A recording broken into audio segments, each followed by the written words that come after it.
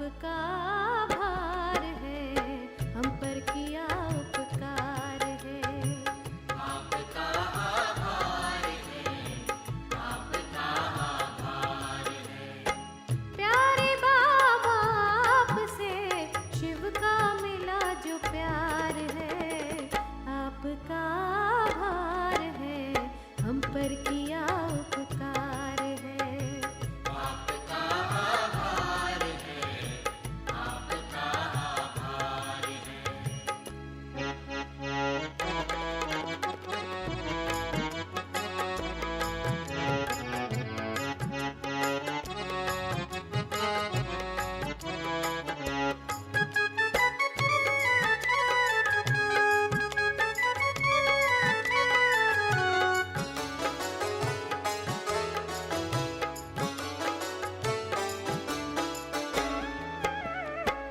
आपकी आँखों में देखा हमने नूरे खुदाई, आपकी बातों में मिला चैन बड़ा सुखदाई।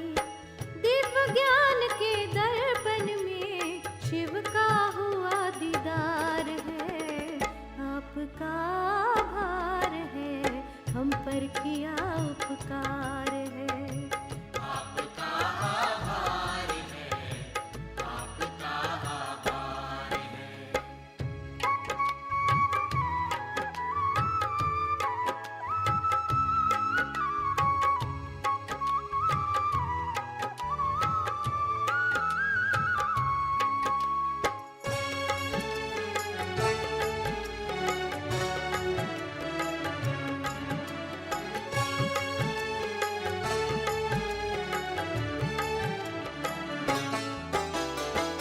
त्याग की चैतन्य मूरत, मुख पे तप का तेज था। कांटों पर भी ऐसे थे जैसे हो सुख सेज का। वो तपोबल रच रहा सुख में नया संसार है, आपका आभार है, हम पर किया उपकार है। आपका आभार है, आपका आभार है।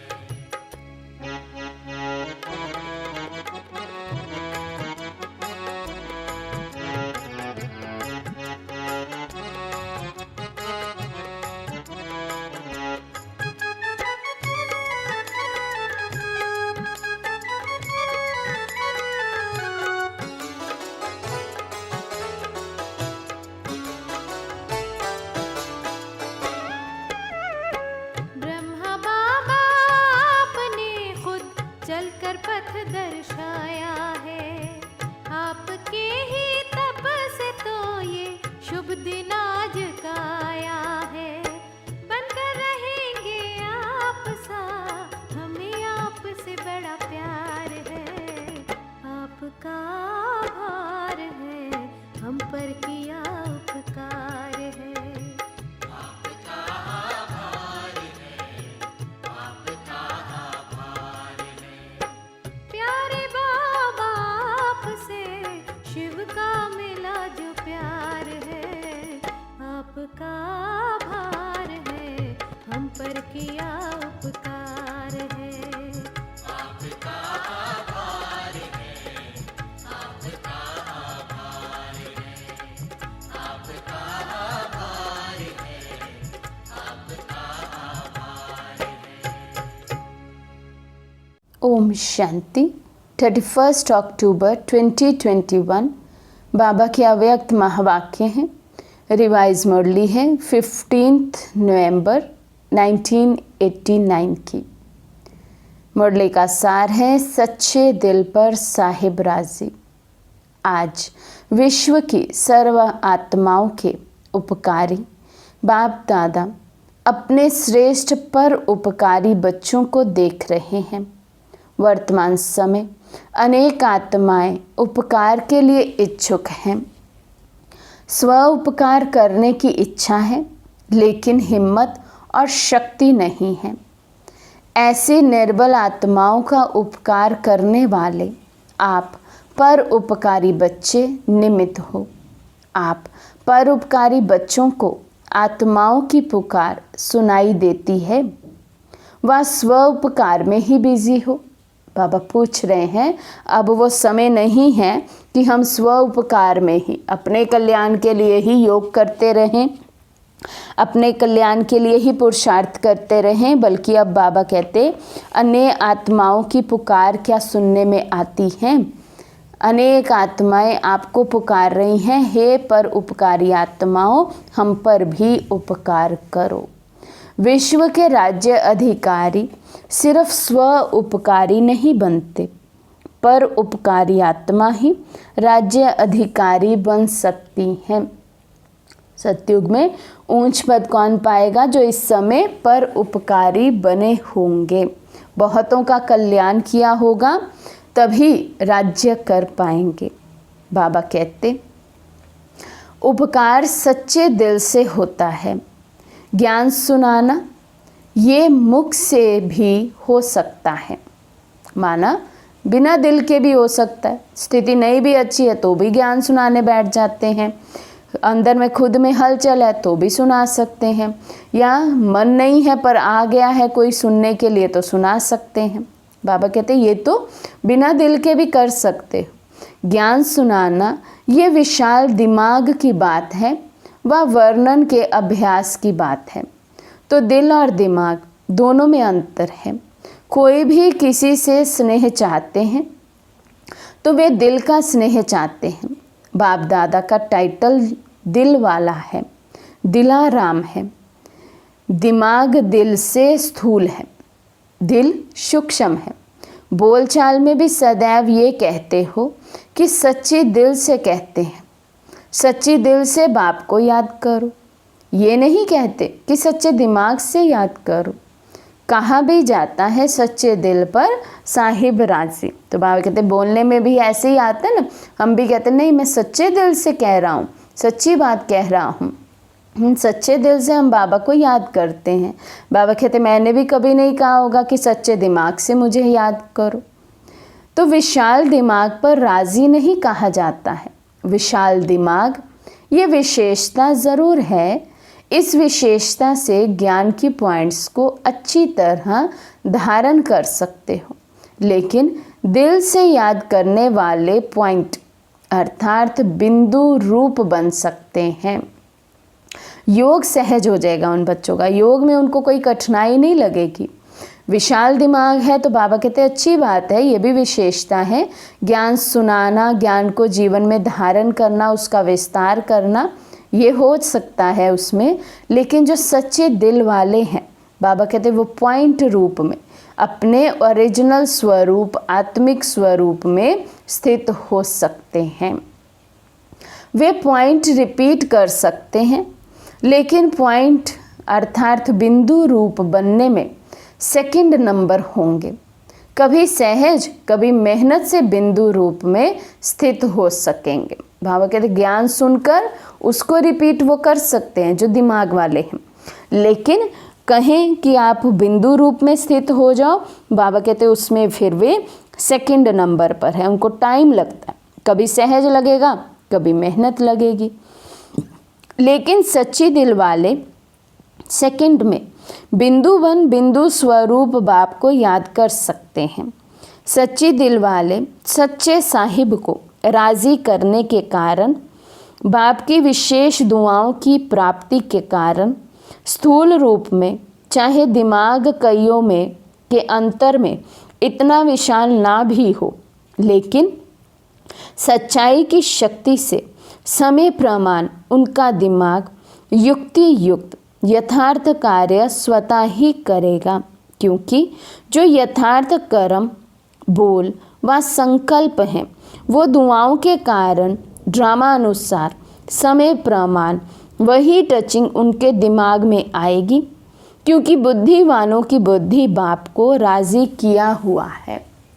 तो बाबा कहते जो सच्चे दिल से बाबा को याद करते हैं, प्यार करते हैं, उनके लिए बिंदु रूप में स्थित हो जाना बहुत सहज होगा। बाबा ने कहा भले उनका दिमाग औरों के हिसाब से कम भी हो सकता है, लेकिन क्योंकि उनको सच्चे दिल होने के कारण बाप दादा की दुआएं प्राप्त होती हैं, तो कम दिमाग होने के कारण भी कोई कर्म उनसे गलत नहीं होगा, बल्कि सही समय पे सही टचिंग को वो कैच करके उनके संकल्प, वाणी और कर्म श्रेष्ठ होते जाते हैं। जिसने भगवान को राजी किया वे स्वतः ही राजयुक्त, युक्ति युक्त होता है। तो ये चेक करो कि मैं विशाल दिमाग के कारण याद और सेवा में आगे बढ़ रहा हूँ, वह सच्ची दिल और यथार्थ दिमाग से आगे बढ़ रहा हूँ। पहले भी सुनाया था कि दिमाग से सेवा करने वाले का तीर औरों के भी दिमाग तक लगता है, दिल वालों का तीर दिल तक लगता है। जैसे स्थापना की, सेवा की आदि में देखा, पहला पुर अर्थात ग्रुप सेवा का उन्हों की विशेषता क्या रही? कोई भाषा व भाषण की विशेषता नहीं थी। जैसे आजकल बहुत अच्छे भाषण करते हो, कहानियाँ और किस्से भी बहुत अच्छे सुनाते हो, ऐसे पहले पुर वालों की भाषा नहीं थी। लेकिन क्या था? सच्चे दिल का आवाज़ था। इसलिए दिल का आवाज़ अनेकों को दिलाराम का बनाने में निमित्त बना। भाषा गुलाबी अर्थात मिक्सचर थी, लेकिन नैनो की भाषा रूहानी थी।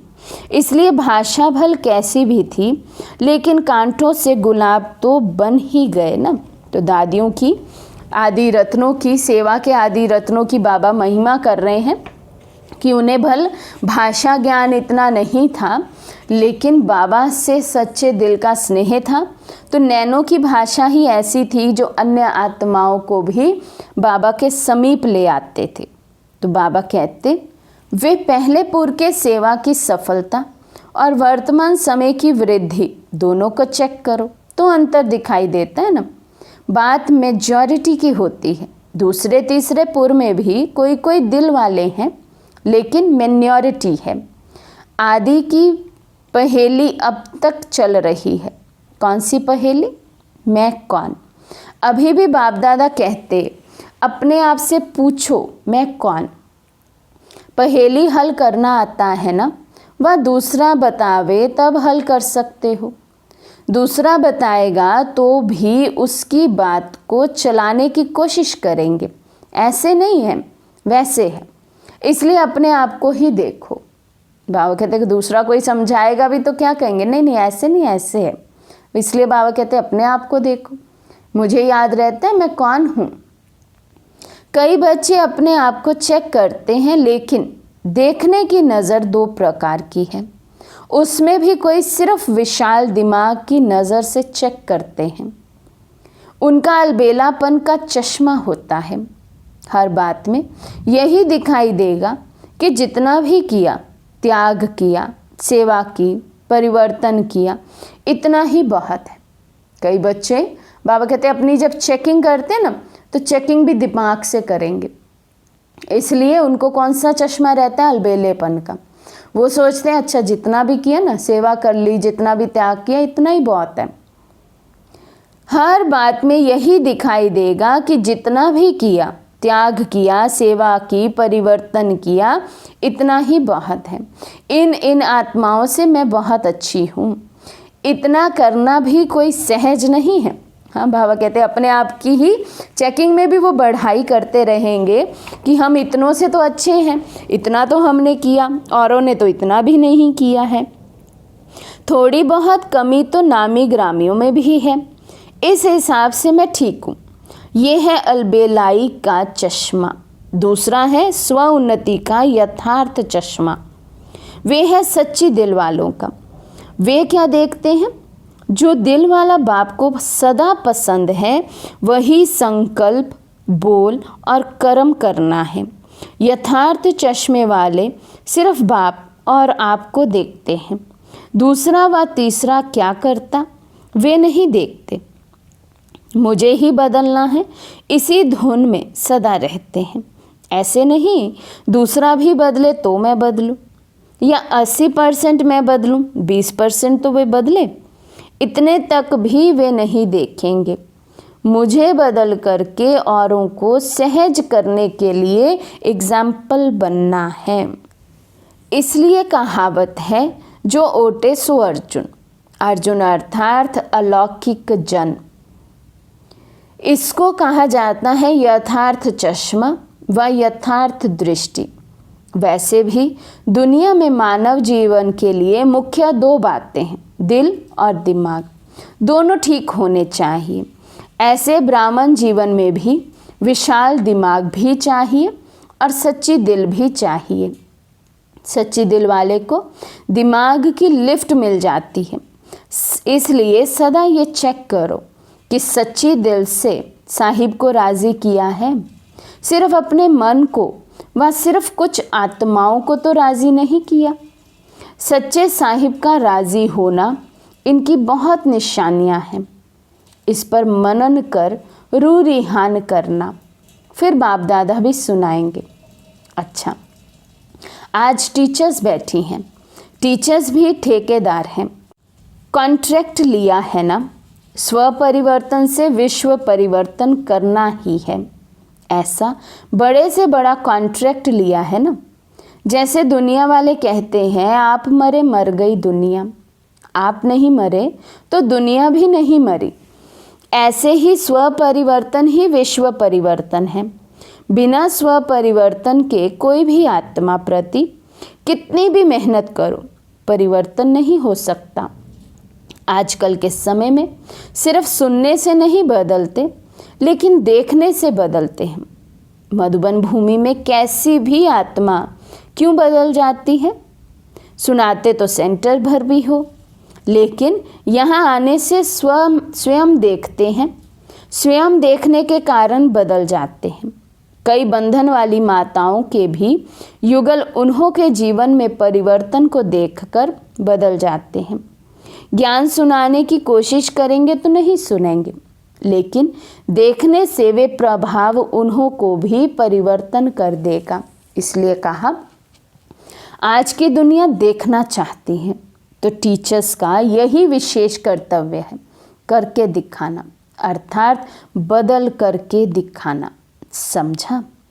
सदा सर्व आत्माओं प्रति पर उपकारी, सदा सच्चे दिल से सच्चे साहिब को राज़ी करने वाले, विशाल दिमाग और सच्ची दिल का बैलेंस रखने वाले, सदा स्वयं को विश्व परिवर्तन के निमित्त बनाने वाले, स्व परिवर्तन करने वाली श्रेष्ठ आत्मा, श्रेष्ठ सेवाधारी आत्मा समझ आगे बढ़ने वाले, ऐसे चारों ओर के विशेष बच्चों को बाप दादा का याद प्यार और नमस्ते। हम रूहानी बच्चों की रूहानी बाप दादा को दिल व जान सिक व प्रेम से नमस्ते नमस्ते नमस्ते जी। दिल्ली ग्रुप से प्राण अव्यक्त बाप दादा की मुलाकात। सभी के दिल में बाप का स्नेह समाया हुआ है। स्नेह ने यहाँ तक लाया है। दिल का स्नेह दिलाराम तक लाया है। दिल में सिवाय बाप के और कुछ रह नहीं सकता। जब बाप ही संसार है तो बाप का दिल में रहना अर्थात बाप में संसार समाया हुआ है। इसलिए एक मत, एक बल, एक भरोसा। जहाँ एक है वहाँ ही हर कार्य में सफलता है। जहाँ केवल एक दिलाराम दिल में समाया हुआ है, उसी के संकल्प मेरे संकल्प हैं। एक मत, एक बल, एक भरोसे पर जब चलते हैं हम, बाबा कहते तो हर कार्य में सफलता समाई हुई है। कोई भी परिस्थिति को पार करना सहज लगता है या मुश्किल? बाबा पूछ रहे हैं, हमारी स्थिति का चेकिंग कर रहे हैं बाबा कि कोई परिस्थिति आ जाती है तो उसको पार करना हमारे लिए सहज है या मुश्किल? अगर दूसरे को देखा, दूसरे को याद किया तो दो में एक भी नहीं मिलेगा, इसलिए मुश्किल हो जाएगी। एक बाबा के सिवाय दूसरा किसी को याद किया, दूसरे किसी पर डिपेंड रहे, दूसरे पर भरोसा रखा, तो बाबा कहते दोनों में से फिर एक भी नहीं मिलेगा। और यदि बाबा ही एक मेरा संसार है तो बाबा अपने आप साथी सहयोगी देता चला जाएगा। बाप की आज्ञा है, मुझे एक को याद करो। अगर आज्ञा पालन करते हैं तो आज्ञाकारी बच्चे को बाप की दुआएं मिलती हैं और सब सहज हो जाता है। अगर बाप की आज्ञा को पालन नहीं किया तो बाप की मदद व दुआएं नहीं मिलती, इसलिए मुश्किल हो जाता है। किसी भी कार्य में मुश्किल है तो ये समझना यहाँ पर हमें बाबा की दुआएं नहीं मिल रही, अर्थात ये कर्म ज़रूर श्रीमत के विरुद्ध हो रहा है। तो सदा आज्ञाकारी होना। लौकिक संबंध में भी आज्ञाकारी बच्चे पर कितना स्नेह होता है। वे है अल्पकाल का स्नेह और ये है अविनाशी स्नेह। ये एक जन्म की दुआएं अनेक जन्म साथ रहेंगी, तो अविनाशी दुआओं के पात्र बन गए हो। कौन बने हैं? जो आज्ञाकारी बच्चे हैं, जो सदा बाबा की श्रीमत पर चलते, एक मत, एक बल, एक भरोसे के अनुसार अपना जीवन व्यतीत कर रहे हैं। वे अविनाशी दुआओं की प्राप्ति करते हैं। अपनी ये जीवन मीठी लगती है ना, कितनी श्रेष्ठ और कितनी प्यारी जीवन है। ब्राह्मण जीवन है तो प्यारी है, ब्राह्मण जीवन नहीं तो प्यारी नहीं लगेगी, लेकिन परेशानी की जीवन लगेगी। ब्राह्मण जीवन की धारणाएं जब करते हैं, बाबा की मत पर चलते हैं, तो बाबा कहते कोई परेशानी अनुभव नहीं होगी जीवन में। लेकिन जहाँ अवज्ञा हुई, श्रीमत का उल्लंघन हुआ, बाबा कहते परेशानी ही परेशानी लगेगी। तो बाबा कहते तो प्यारी जीवन है या थक जाते हो, सोचते हो संगम कब तक चलेगा, शरीर नहीं चलते, सेवा नहीं कर सकते, इससे परेशान तो नहीं होते। कई बच्चों की यही कंप्लेंट रहती है, बाबा ने अब हमें चुना है, अब तो हमारा शरीर भी काम का नहीं है, अब बाबा कहते हैं इस शरीर को सेवा में लगाओ, अब तो हमसे सेवा होती ही नहीं, कैसे सेवा में लगाएं। लेकिन वे ये भूल जाते हैं कि बाबा ने ये भी कहा है, जैसा भी तन हो, बीमार हो, कुछ भी हो, सेवा में लगाएंगे तो बाबा की दुआएं मिलेगी, वो बीमार तन भी स्वस्थ हो जाएगा। बाबा पूछ रहे हैं, ये संगम की जीवन सर्व जन्मों से श्रेष्ठ है, प्राप्ति की जीवन है, फिर तो प्रारब्ध भोगने की जीवन है, कम होने की जीवन है ना, अभी भरने की है। 16 कला संपन्न अभी बनते हो, 16 कला अर्थात फुल। ये जीवन अति प्यारी है, ऐसे अनुभव होता है ना। या कभी जीवन से तंग होते हो, तंग होकर ये तो नहीं सोचते हो कि अभी तो चले। बाप अगर सेवा के प्रति ले जाते हैं तो और बात है, लेकिन तंग होकर नहीं जाना। एडवांस पार्टी में सेवा का पाठ है और ड्रामा अनुसार गए तो परेशान होकर नहीं जाएंगे, शान से जाएंगे। सेवा अर्थ जा रहे हैं तो कभी भी बच्चों से व अपने आप से तंग नहीं होना।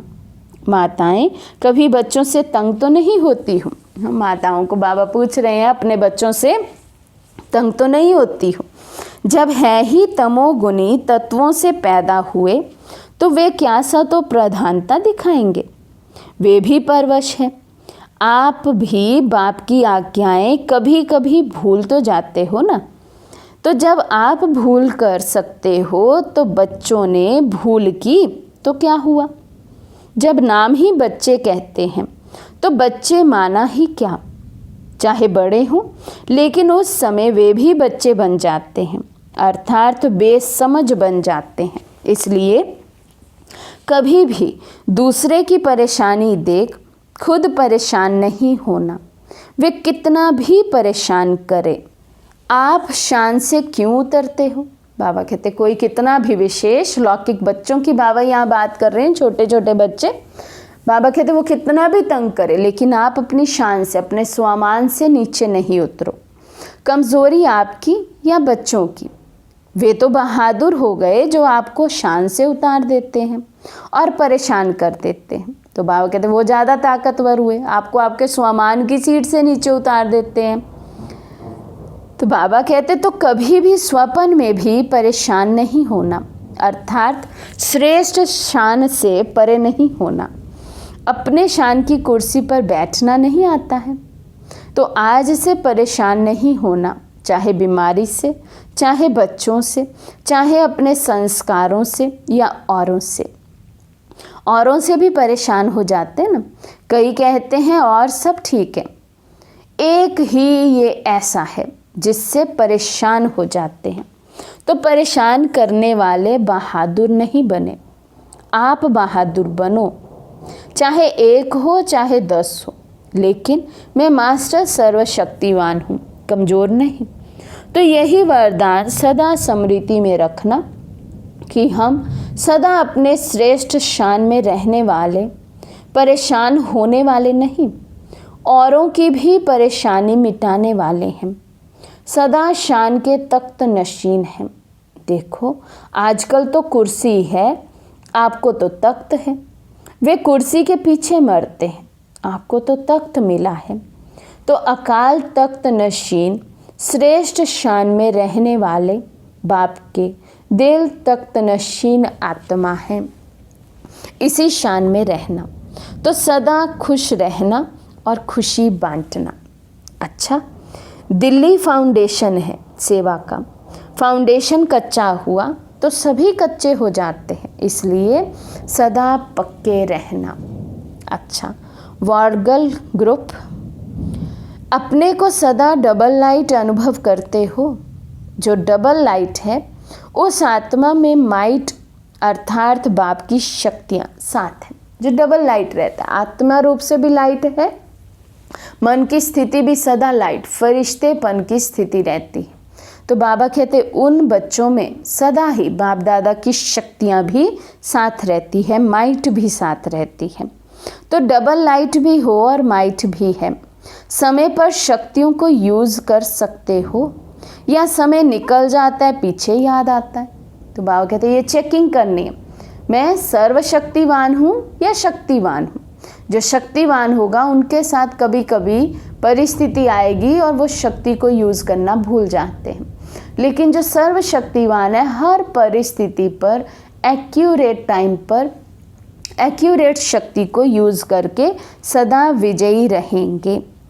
क्योंकि अपने पास कितनी भी चीज़ है, अगर समय पर यूज़ नहीं किया तो क्या कहेंगे। जिस समय जिस शक्ति की आवश्यकता हो उस शक्ति को उस समय यूज़ कर सकें, इसी बात का अभ्यास आवश्यक है। कई बच्चे कहते हैं कि माया आ गई, क्यों आई? परखने की शक्ति यूज़ नहीं की तब तो आ गई ना। अगर दूर से ही परख लो कि माया आ रही है तो दूर से ही भगा देंगे ना। माया आ गई, आने का चांस दे दिया तब तो आई। तो बाबा कहते हैं आप चांस ही ना दो माया को, दूर से ही परख कर उसको भगा दो। पास आ जाती है, हमें हरा देती है, फिर हम डबल पुरुषार्थ करते हैं, फिर ऊंचा उठते हैं। बाबा कहते हैं सबसे बच जाओगे। दूर से भगा देते हो तो आती नहीं। बार बार अगर माया आती है तो फिर युद्ध करके उसको भगाते हो तो युद्ध के संस्कार आ जाएंगे। अगर बहुत काल युद्ध के संस्कार होंगे तो चंद्रवंशी बनना पड़ेगा। सूर्यवंशी अर्थात बहुत काल के विजयी और चंद्रवंशी माना युद्ध करते करते कभी विजयी कभी युद्ध में मेहनत करने वाले। तो सभी सूर्यवंशियों ना, चंद्रमा को भी रोशनी देने वाला सूर्य है, तो नंबर 1 सूर्य कहेंगे ना। चंद्रवंशी 2 कला कम है, 16 कला अर्थात फुल पास। कभी भी मनसा में, वाणी में या संबंध संपर्क में, संस्कारों में फेल होने वाले नहीं। इसको कहते हैं सूर्यवंशी। ऐसे सूर्यवंशी हो। अच्छा, सभी अपने पुरुषार्थ से संतुष्ट हो? बाबा बहुत बड़ा प्रश्न पूछ रहे हैं हम सब बच्चों से। क्या हम सब बच्चे अपने पुरुषार्थ से संतुष्ट हैं? सभी सब्जेक्ट में फुल पास होना, इसको कहते हैं अपने पुरुषार्थ से संतुष्ट। इस विधि से अपने को चेक करो। यही याद रखना कि मैं उड़ती कला में जाने वाला उड़ता पंछी हूँ, नीचे फंसने वाला नहीं। यही वरदान है। अच्छा, आज का वरदान है सदा अतीन्द्रिय सुख की अनुभूति करने वाले, अटल अखंड स्वराज्य अधिकारी भव। सदा अतीन्द्रिय सुख की अनुभूति करने वाले अचल अखंड स्वराज्य अधिकारी भव। जो बच्चे संगम युग पर अतीन्द्रिय सुख का वर्षा सदा काल के लिए प्राप्त कर लेते हैं, अर्थात जिनका बाप के विल पर पूरा अधिकार होता है, वे विल पावर वाले होते हैं। उन्हें अटूट अटल अतीन्द्रिय सुख की अनुभूति होती है। ऐसे वारिस अर्थात संपूर्ण वर्षे के अधिकारी ही भविष्य में अटल अखंड स्वराज्य का अधिकार प्राप्त करते हैं। स्लोगन: जहाँ मेरापन आता है वहाँ बुद्धि का फेरा हो जाता है। जहाँ पर भी मेरापन होगा, अटैचमेंट होगी, बाबा कहते बुद्धि वहीं पर फेरा लगाती रहेगी। तो जहाँ मेरापन आता है वहीं बुद्धि का फेरा हो जाता है। अच्छा, ओम शांति।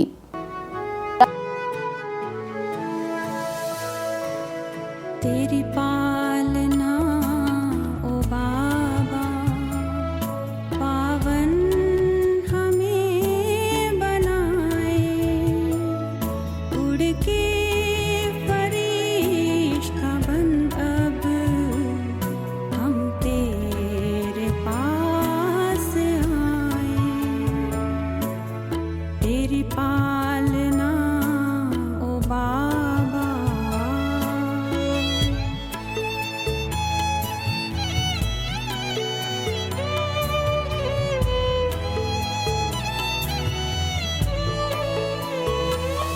सब पास में है अपने, पर दिल में हो मेरे तुम।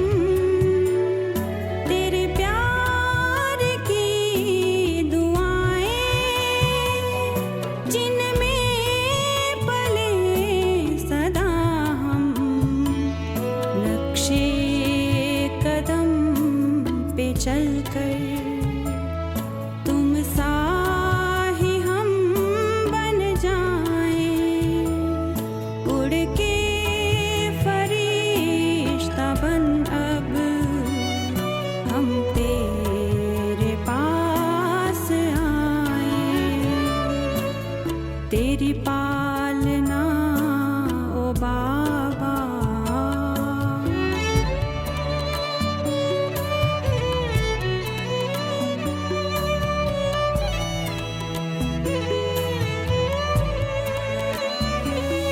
रूहे गुलाब बन अब खुशबू जहाँ को देते, कांटों में भी संभल कर सबका जीवन सजाते।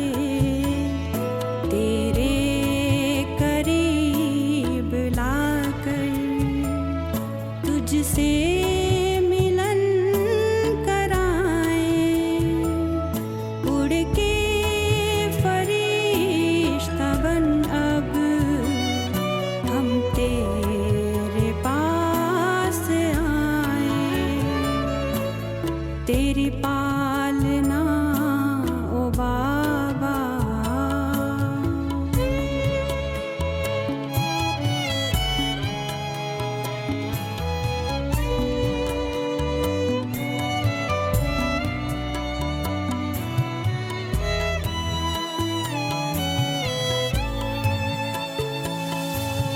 संगम के दिन ना भूलेंगे उपकार को तुम्हारे, वरदानों से सजाया हमको बाबा हमारे। इस साथ को